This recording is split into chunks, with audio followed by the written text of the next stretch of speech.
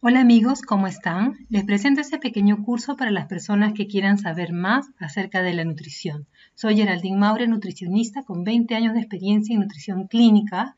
He brindado infinidad de conferencias en congresos, grupos deportivos, universidades, colegios, entre otras, y ahora con toda esa experiencia adquirida en estos años de estudio e investigación, he elaborado este video para el público general que desea ampliar sus conocimientos en nutrición y mejorar su calidad de vida mejorando su nutrición.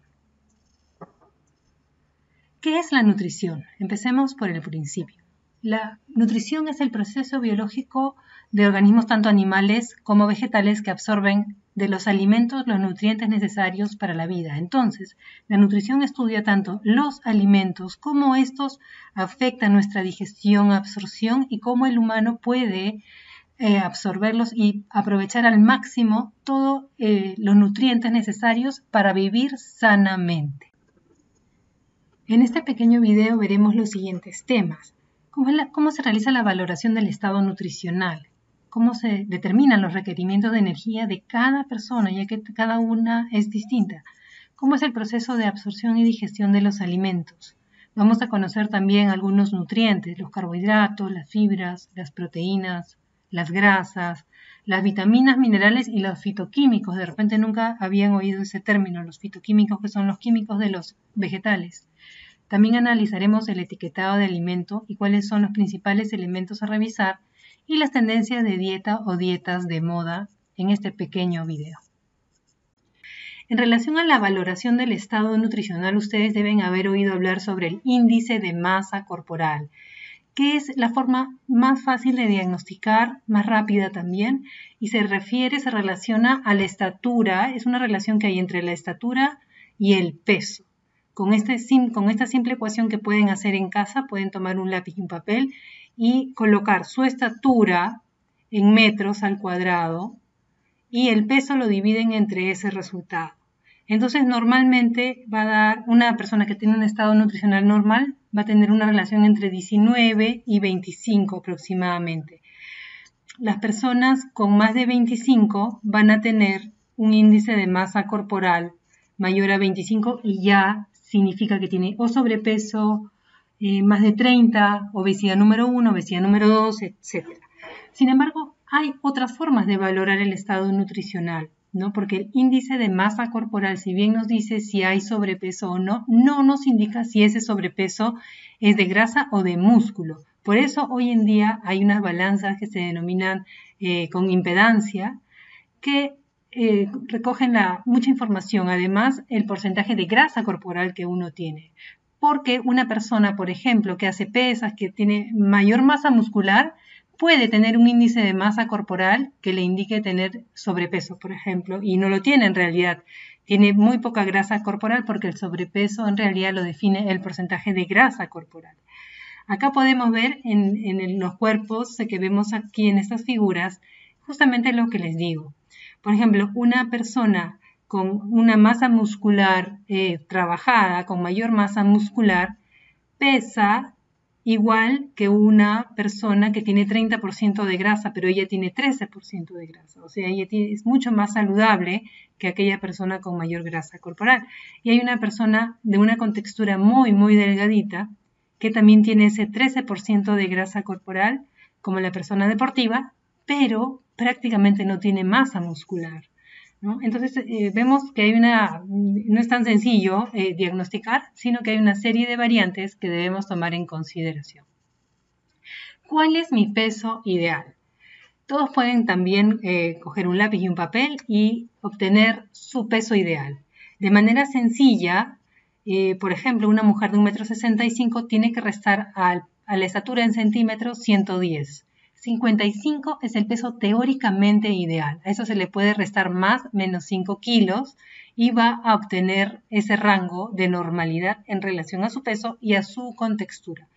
En los hombres es un poco diferente porque a la estatura en centímetros se le resta 100. Si mide 1,65 m, su peso ideal van a ser 65 kilos con una, digamos, normalidad de más menos 5 de acuerdo a su contextura. Ya lo saben, a sacar su número de peso ideal. Métodos para predecir el gasto energético. Ahora vamos a ver Una vez que ya tenemos definido nuestro peso ideal y en cómo es nuestro diagnóstico en cuanto a grasa, en cuanto a IMC, pasamos a obtener cuánto necesito de energía para sobrevivir, para estar bien de salud. Y para eso hay muchísimas fórmulas matemáticas. No las vamos a hacer porque hoy en día ya esto se puede hacer a través de un programa y a través de la calorimetría indirecta. Pero lo más sencillo es esto.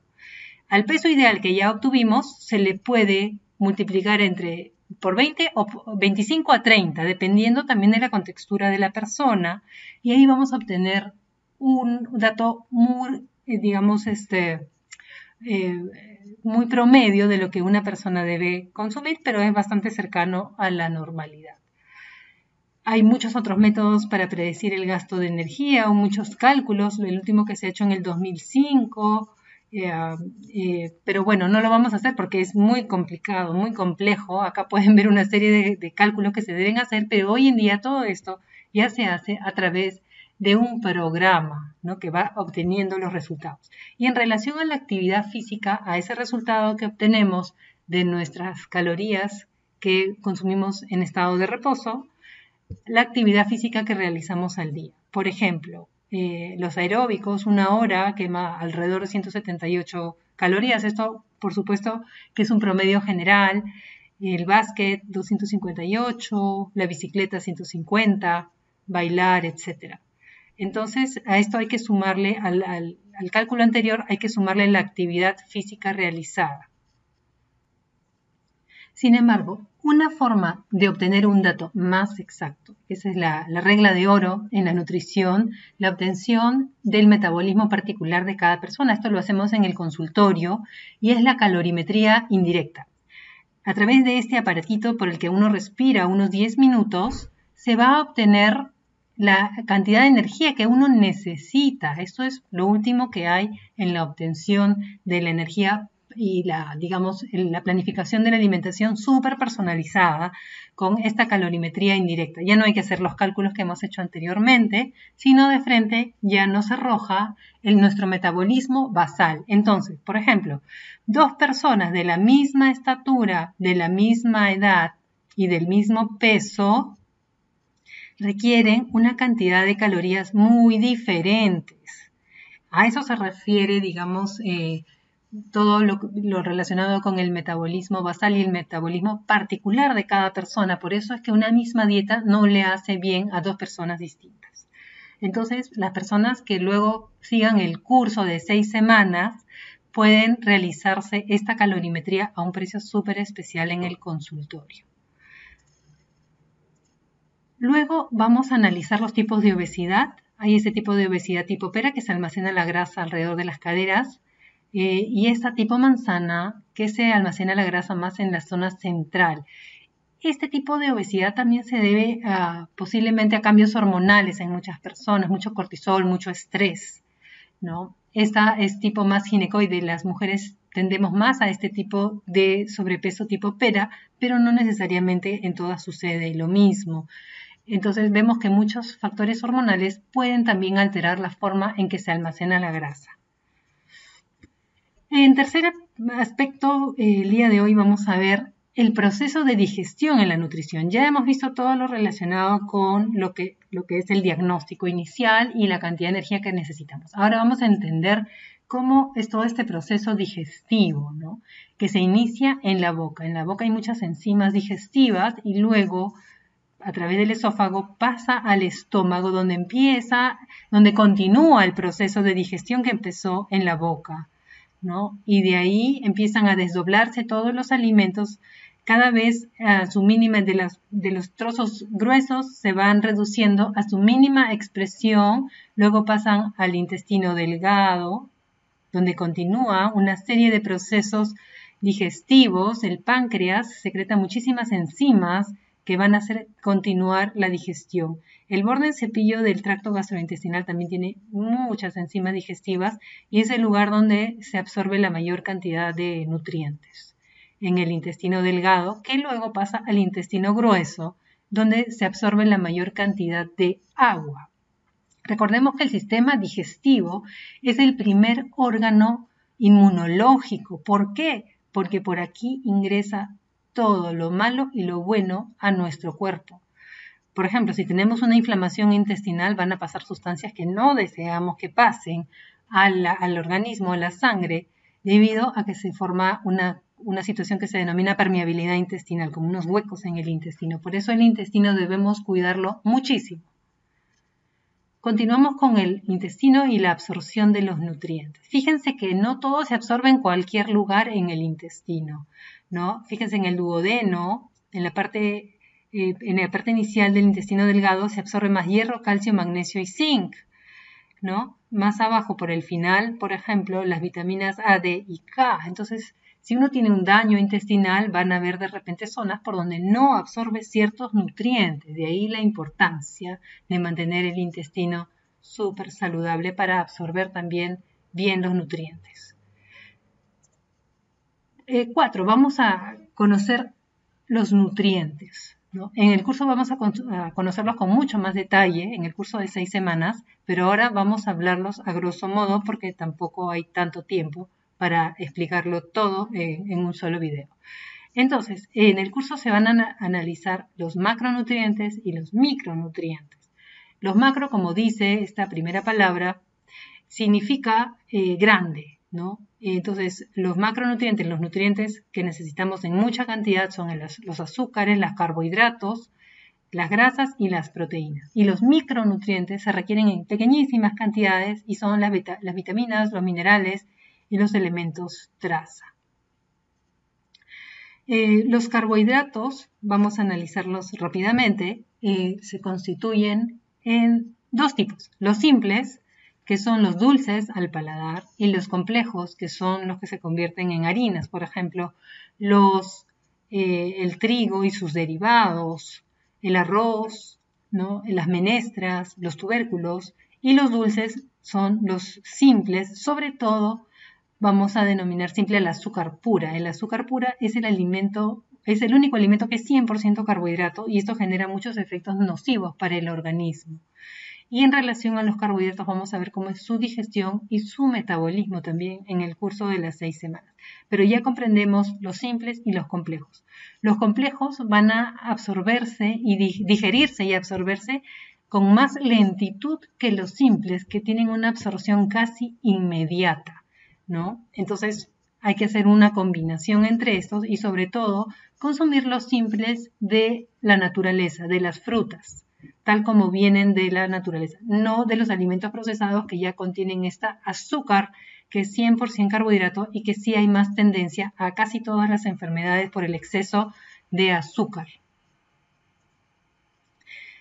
La fibra de los alimentos también son carbohidratos, son excelentes. Hoy en día se les considera ya hasta un nutriente adicional por todos los efectos positivos que generan en el cuerpo, ¿no? Las fibras las hay solubles, que son como geles. Ustedes deben haber visto cómo de la linaza se obtiene un gel.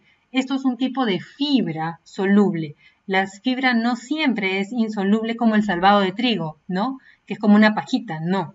Pero tienen ambas funciones importantísimas en el tracto gastrointestinal. Ayudan a mejorar toda la flora intestinal. Y los almidones resistentes, que los vamos a explicar con más detalle también en el curso de las 6 semanas.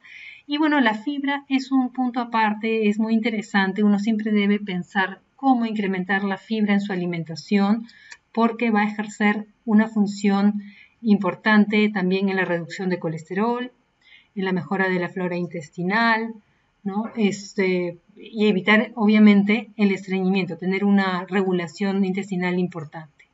Las proteínas las contienen generalmente y de mejor calidad los alimentos de origen animal, ¿no? Las carnes, los huevos, la leche, y también las contienen los alimentos de origen vegetal, pero tienen aminoácidos limitados, no tienen aminoácidos esenciales en suficiente cantidad. ¿Qué son los aminoácidos? Los aminoácidos son como estas bolitas, ¿no?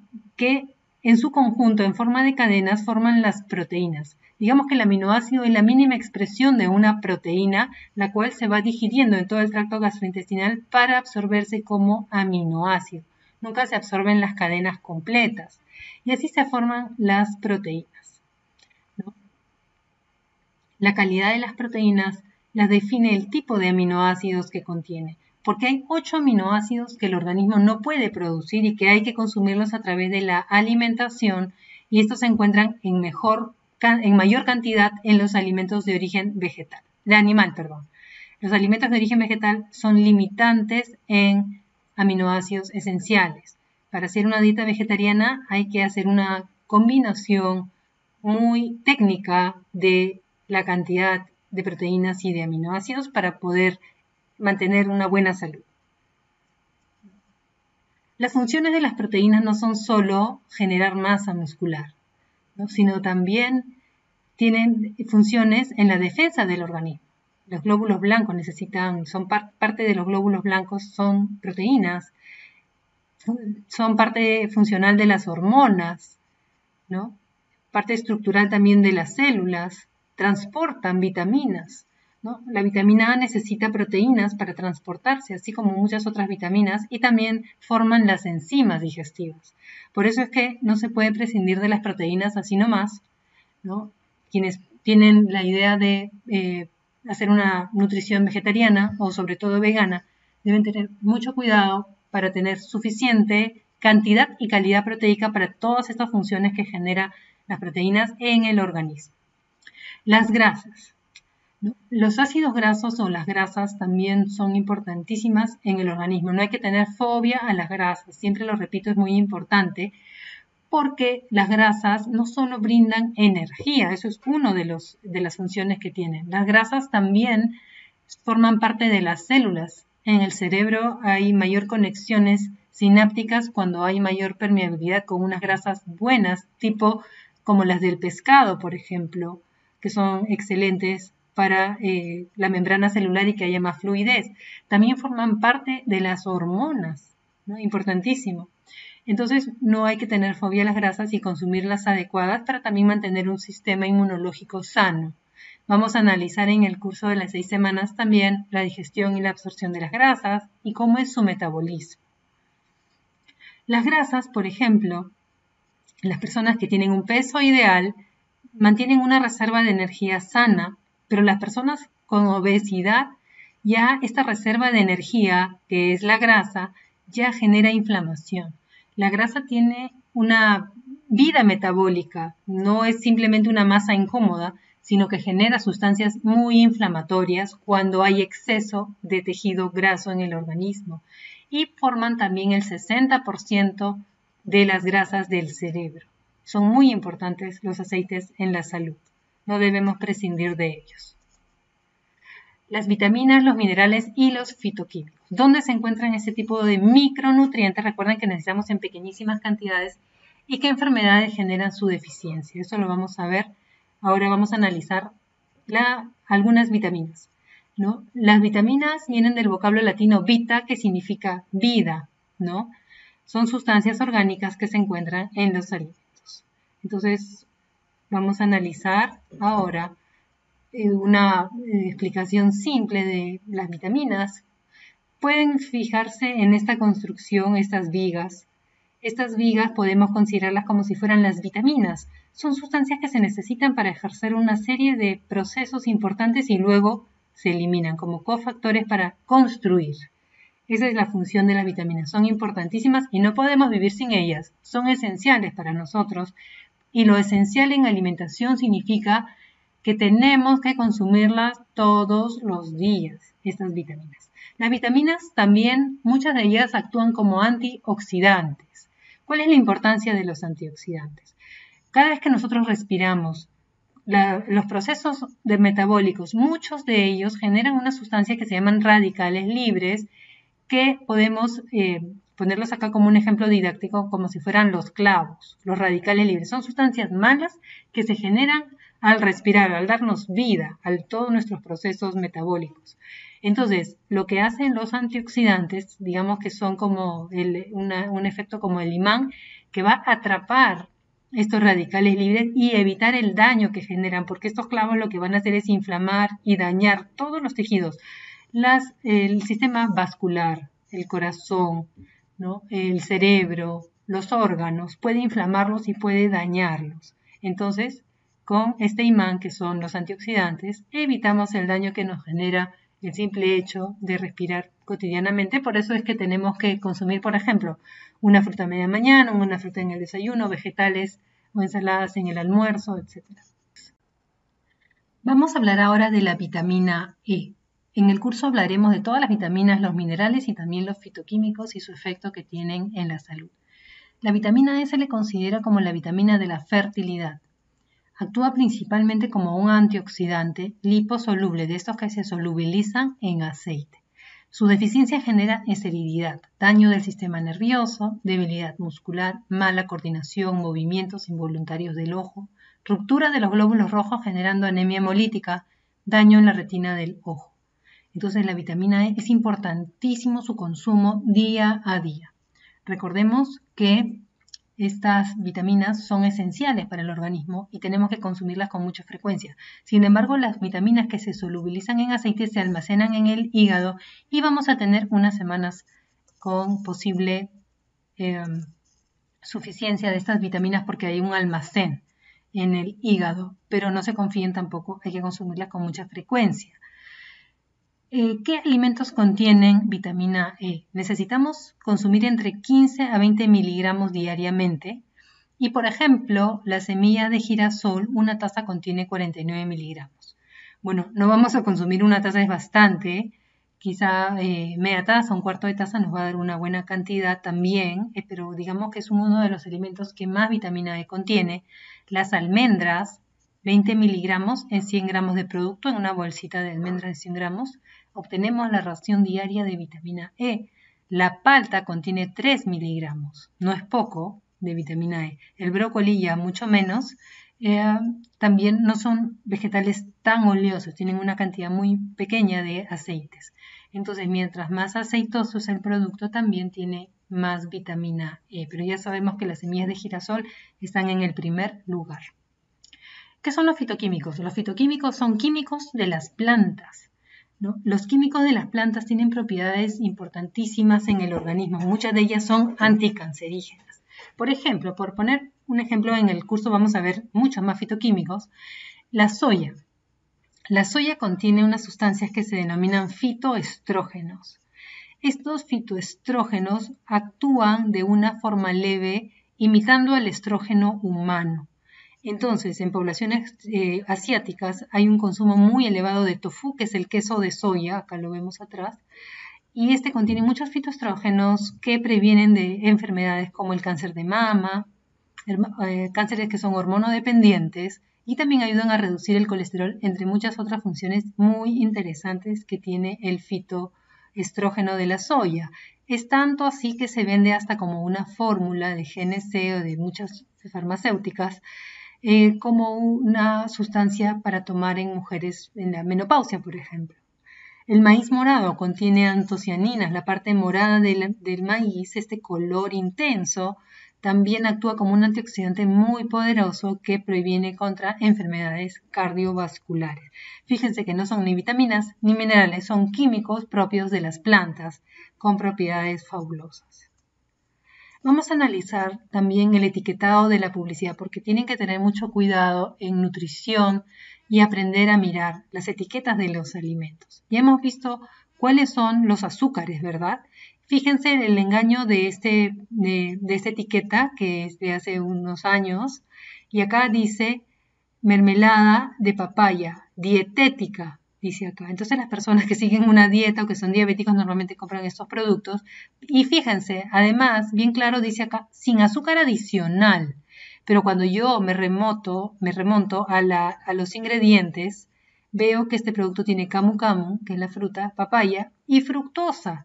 Y la fructosa es un azúcar simple, es uno de los azúcares que hemos visto hace unos momentos. Pectina, ácido cítrico, gomas, etc. Y sucralosa, que es un edulcorante. Entonces, esto es un engaño. Cuando usted está a dieta o tiene diabetes, igual no puede consumir fructosa, ¿no? Que acá nos están incorporando. Azúcares añadidos 6 gramos. Entonces, las etiquetas son muy engañosas y uno tiene que remitirse siempre a la lista de ingredientes más que a lo que dice la publicidad de este producto. Mucho ojo. Más publicidad engañosa, ¿no? Comienza cada mañana con Milo, cuando en realidad este producto debería llamarse azúcar, porque fíjense la cantidad de azúcar añadida que contiene es más de la mitad. Entonces, lo que nos venden muchas veces como dirigido a niños, que nos da mucha nutrición, generalmente son golosinas. Mucho ojo, esto no hay que consumirlo y tampoco dárselo a los niños, porque a más azúcar, más peso, a más azúcar, más posibilidad de tener diabetes y más de posibilidad de tener cáncer. Los niños no tienen por qué estar comiendo azúcar todo el tiempo. Vamos a ver también mitos en alimentación. Por ejemplo, que el aceite light no engorda. Eso no es verdad. En Aspect, donde he colaborado muchos años, vimos uno de nuestros primeros casos con los aceites light. El aceite es 100% aceite. Entonces no hay nada que se le pueda quitar para convertirse en light. Entonces el aceite light, que ya felizmente no hay, sí engorda. La margarina es buena para el corazón. Antes se vendía la margarina como buena, ¿no? Y sin embargo es la peor calidad de aceite porque normalmente es una grasa industrial. La margarina antes fue un aceite y pasa por un proceso de hidrogenación que la convierte en muy dañina para la salud y se convierte en una manteca como en la mantequilla, pero antes esta fue un aceite. Y ese proceso, desgraciadamente, es muy nocivo para nuestro organismo que no necesita grasas trans. Y que los aceites naturales no engordan. Yo siempre he escuchado esto en la consulta. Yo como este aceite porque es natural y no engorda. El aceite de oliva u otros aceites, de palta, por ejemplo. ¿Qué pasa? Que los aceites son buenos, no los necesitamos, pero tampoco es que uno pueda comer un montón, porque sí tienen un valor energético muy elevado. Hay que comerlos, pero hay que saber qué cantidades son buenas para no aumentar de peso. Me refiero a los cuidados para las personas que tienen tendencia a subir de peso sobre todo, ¿no? Bueno, en el curso también vamos a ver estilos de alimentación distintas, ¿no? Hoy en día hay unas modas que es interesante conocer y entender, ¿no? Por ejemplo, hay un tipo de alimentación que se define como la dieta alcalina. ¿Por qué? Porque el organismo tiene que mantener una acidez normal. O sea, un estado ni alcalino, que es el extremo de la acidez, contrario, es el contrario de la acidez, ni muy ácido, sino un término medio. ¿Por qué? Porque si yo mantengo mi organismo muy ácido, me descalcifico y no es bueno para mi organismo, ¿no? Un estado más alcalino también previene algunos tipos de cáncer y es más saludable. Entonces, si yo me la paso tomando gaseosas, voy a acidificar mi cuerpo porque tiene una sustancia que es el ácido fosfórico, que es muy malo. Muchas frutas y verduras, a pesar de que sean ácidas, tienden a ser alcalinas porque alcalinizan el organismo, ¿no? Entonces vemos acá, por ejemplo, los endulzantes, el stevia es el más alcalino, ¿no? Lo que es súper acidificante es el NutraSweet, el aspartame, el azúcar blanca también es acidificante, ¿no? Que no nos conviene, recuerde. Las frutas más alcalinizantes son los limones, la sandía, las limas, los mangos, la papaya, ¿no? Para que tengan una idea. Y es bien interesante analizar esto para poder equilibrar nuestra alimentación y no estar ni muy ácido ni muy alcalino porque los extremos siempre son dañinos en la alimentación. Y vamos a analizar otro tipo de dietas, la cetogénica, por ejemplo, la dieta de la sopa, la de Zone. Entonces hay una serie de dietas que aparecen de moda, digamos, y hay que saber entenderlas, analizarlas y decidir si son malas o buenas para uno. Bueno amigos, eso ha sido todo por ahora. Si quieres aprender más sobre nutrición y elaborar tu propio plan de alimentación para las necesidades que tengas, sea realizar deportes, subir o bajar de peso, quizá tienes diabetes o hipotiroidismo, entre otras necesidades clínicas particulares, continúa en la web y dale clic abajo a continuación para que obtengas más información sobre el curso de 6 semanas online que lo puedes llevar a cabo en tus ratos libres cualquier día de la semana y así mejorar tu salud nutricional y la de tu familia. Chao amigos.